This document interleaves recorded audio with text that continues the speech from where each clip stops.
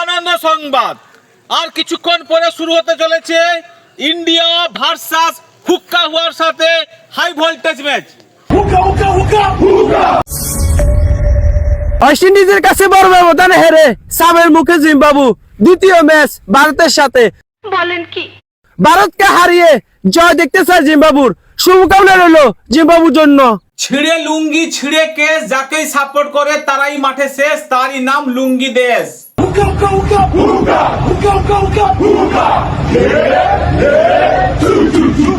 কি দাদা বাবুরা ঘরের মাঠে জিম্বাবুয়েকে পায়ে 256 রান কইরা বড় কিছু মনে করা দরকার নাই।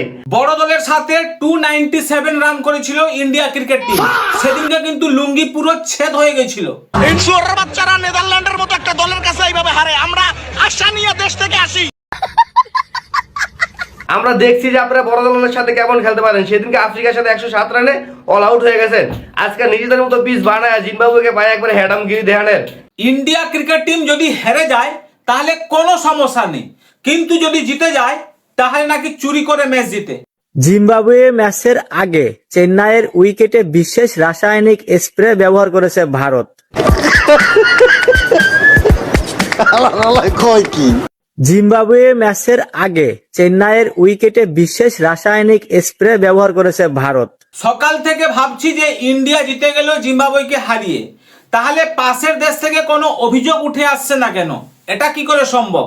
মানে ভাই ডু আর ডাই ম্যাচে ভারত আজকে যেভাবেই হোক জিম্বাবুয়েকে হারাবে, সেটা হোক চুরি করে। চুরি তো করবে 100% শিওর থাকেন। यही बात तो हम तुम्हारे मुंह से सुनना चाहते थे। আমি শুনেছিলাম কোনো রাসায়নিক ব্যবহার করা হয়নি, ভারত জেতার জন্য উইকেটে মুতে দিয়েছিল, আর এই দৃশ্যটা বাংলাদেশ দেখে ফেলেছিল।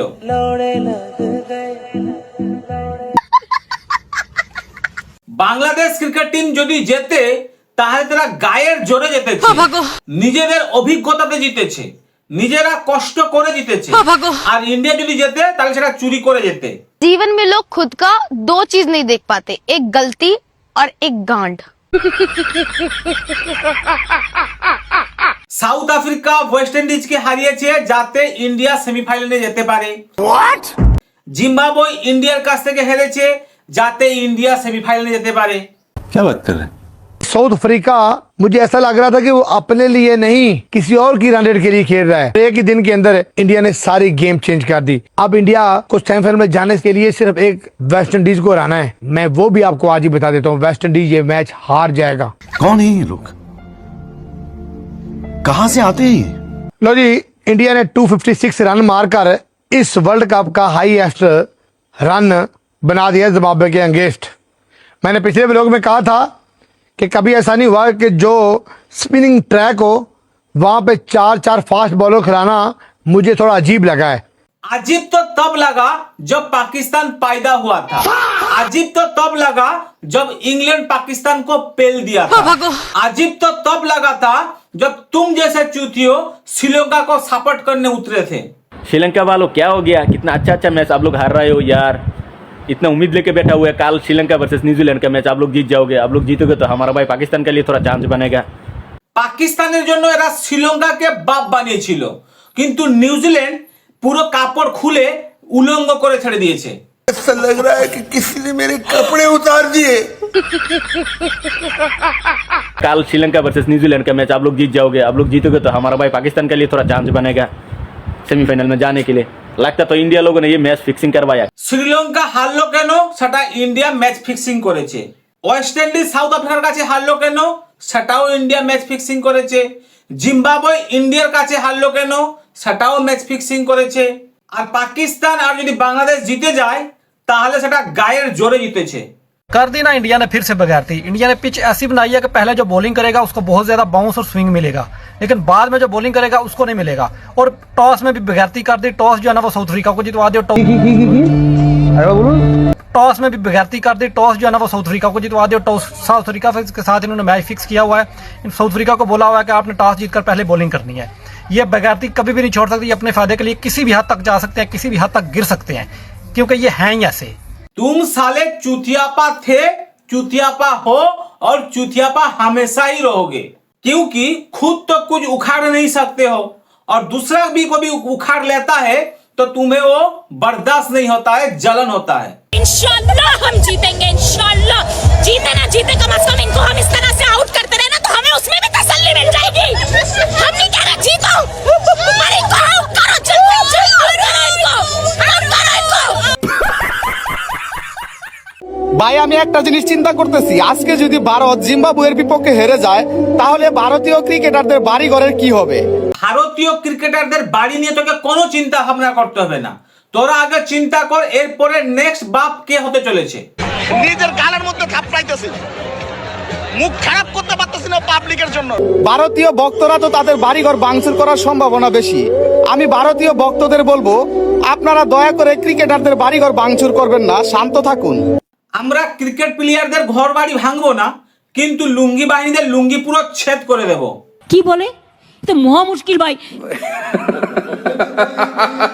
আমি চ্যালেঞ্জ দিয়ে বলতে পারি ভারত সেমিফাইনাল খেলতে পারবে না। ভারত সেমিফাইনাল খেলার আগেই বাদ পড়ে যাবে। পৃথিবীতে একমাত্র দেশ বাংলাদেশ যেখানে কে কার বাপ নিজেরাই জানে না, তারা আবার ভারতকে নিয়ে সমালোচনা করে। দেখেন তাদের পয়েন্ট টেবিল দেখেন, তারা কিন্তু সাউথ আফ্রিকার সাথে ম্যাচ আসছে। এখন যদি দক্ষিণ ওয়েস্ট ইন্ডিজ জিততে যায় তাইলে কিন্তু অবস্থা টাইট, ভারতের অবস্থা টাইট, ভারত কিন্তু ফাইনাল খেলতে পারবে না। হ্যাঁ, ভারতের অবস্থা এখন টাইট হয়ে গেছে। ভারত সেমিফাইনালে যেতে পারবে না, ভারত ফাইনালে খেলতে পারবে না। তাহলে কে খেলবে? তোদের আব্বাজান পাকিস্তান।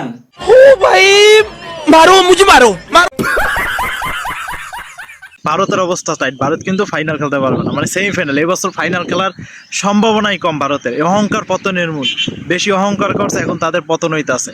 প্রতিবেশী কিছু ভালো করুক, উন্নতি করুক, এই লুঙ্গি বাহিনীরা সহ্য করতে পারবে না।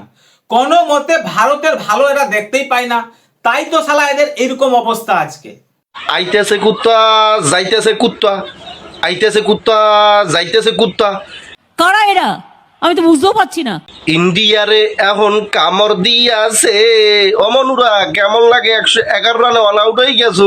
হাতি চলে বাজার, কুত্তা ভোকে হাজার। এক একটা কুত্তার বাচ্চা ঘেউ ঘেউ ঘেউ ঘেউ করছে। আজকে ইন্ডিয়া সাউথ আফ্রিকার লগে হারছে, বাংলাদেশের একটা স্বপ্ন পূরণ হয়েছে।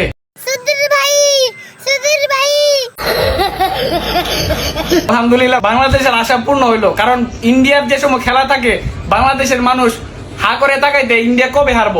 এরা নাকি বিশ্বকাপ বয়কট করেছিল। নিজের গালের মধ্যে থাপড়াইতেছি, মুখ খারাপ করতে পারতেছি না পাবলিকের জন্য। 73 রানে হারছে ইন্ডিয়া সাউথ আফ্রিকার সাথে, তাও আবার ওদের মাটিতে, কিন্তু একটা লজ্জা হারা। ইন্ডিয়া যখন অস্ট্রেলিয়ার কাছে ওডিআই বিশ্বকাপের ফাইনাল ম্যাচে হেরে গেছিল, তখন লুঙ্গি বাহিনীরা ঈদ উদযাপন করেছিল। 2026-এ সাউথ আফ্রিকার কাছে যখন সুপার 8-এ ইন্ডিয়া হেরে গেল, তখন এরা ঈদ উদযাপন করেছে। मजा आया। এরপরে এরা যে কবে ঈদ উদযাপন করবে আল্লাহই জানে। বাংলাদেশে যদি ঈদ ছাড়া ঈদের মতো আনন্দ আপনার কাছে মনে হয়, তাহলে আপনি ভাববেন ভারত কোনো না কোনো জায়গায় বাস খাইছে। শুয়োরের বাচ্চারা নেদারল্যান্ডের মতো একটা দলের কাছে এইভাবে হারে, আমরা আশা নিয়ে দেশ থেকে আসি। আগে এদের আব্বাজান ছিল অস্ট্রেলিয়া, অস্ট্রেলিয়া বিশ্বকাপ থেকে ফুটুক করে বেরিয়ে গেছে। তারপরে এদের আব্বাজান হলো পাকিস্তান, পাকিস্তান এখন পথে পথে বেরিয়ে পড়েছে। এবারে এদের আব্বাজান হচ্ছে সাউথ আফ্রিকা। ফাইনালে যদি ইন্ডিয়া পৌঁছে যায় তাহলে সাউথ আফ্রিকার পিছন মেরে ছেড়ে দেবে। যাই হোক, আজকে এখানে শেষ করলাম, আবার দেখা হয় পরের ভিডিওতে। ভালো থাকবেন। জয় হিন্দ, জয় ভারত, অনেক অনেক ধন্যবাদ।